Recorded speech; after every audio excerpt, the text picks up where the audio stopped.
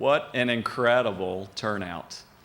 To have a record turnout on such a crummy, nasty day is awesome. Thank you all so very, very much for being here this morning. I can't tell you how inspiring it is to see so many of our old friends that have been with us for years and years, along with so many new faces that we hope will make the decision to be with us for years and years. My name is Harry Borders, and I'm very proud to be on the board of directors of Hand in Hand Ministries, frankly, an organization that's changed my life as well. When I listened to Indira's definition of poor, people overlooking opportunities regularly, I realized that she's not only speaking of people with financial hardships, but she's also pointing out the poverty that has existed in my life for many, many years.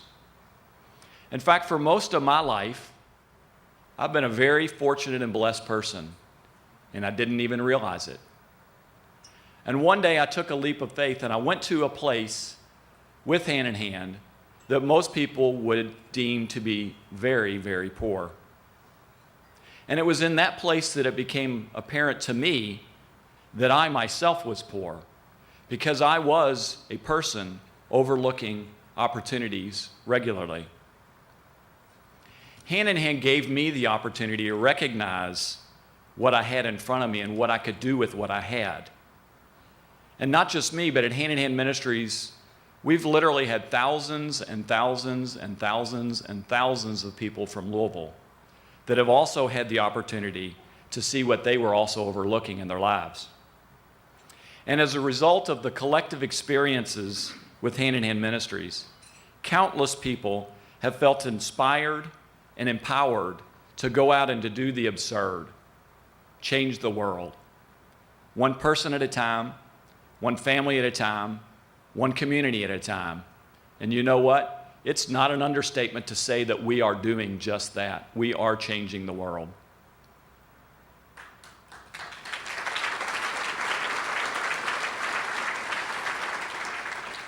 You see, being inspired leads to inspiring others.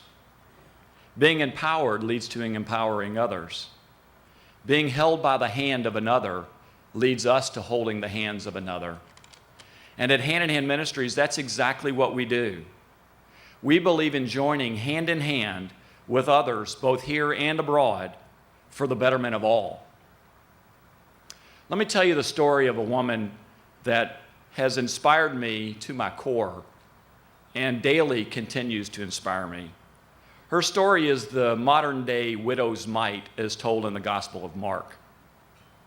A few years ago, I was working with Hand in Hand Ministries and a group of my friends, and we were building a house in Belize for a woman named Teresa Ortega. Teresa is a single, unemployed mother of 10 children who at the time was homeless. She also had one other little problem in her life. She was totally, completely blind from glaucoma, of the disease that in the United States is totally, completely preventable. Well, each day, Teresa would walk over a mile to meet us at the job site to say a prayer for us.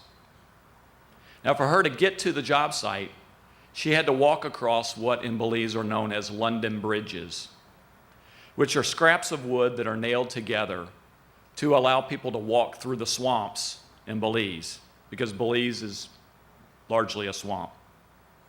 Well, every single morning, Teresa would get there and she would say the most beautiful prayers of thanksgiving.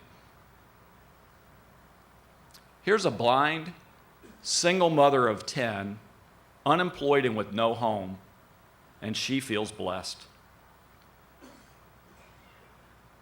I can't tell you how humble I felt to be in her presence.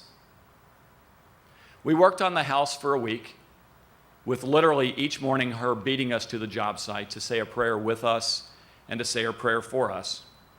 And on the last day, our group decided to go to church before going over to Teresa's house for the home blessing. So I'd sat down in church, and I noticed the door open, and I see Teresa come walking in with the help of a friend. She sits down, and I jump up immediately to go sit next to this holy woman. During the service, she sang with all of her heart.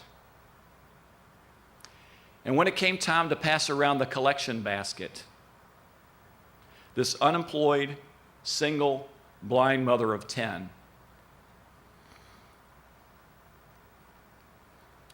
reaches in her pocket,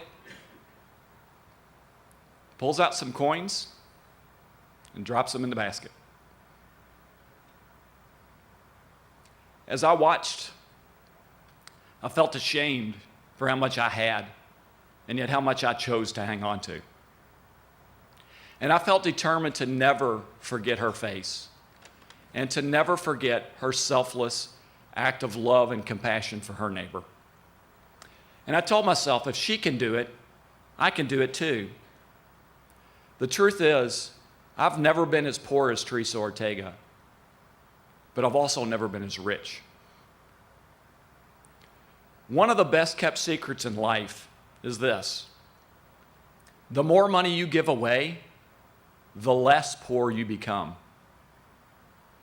Today, we all have the opportunity to learn from the example of Teresa and give from our needs and our wants, not just from our excess. Do not overlook this opportunity. Recognize it, seize it, allow it to change you as it's changed so many others.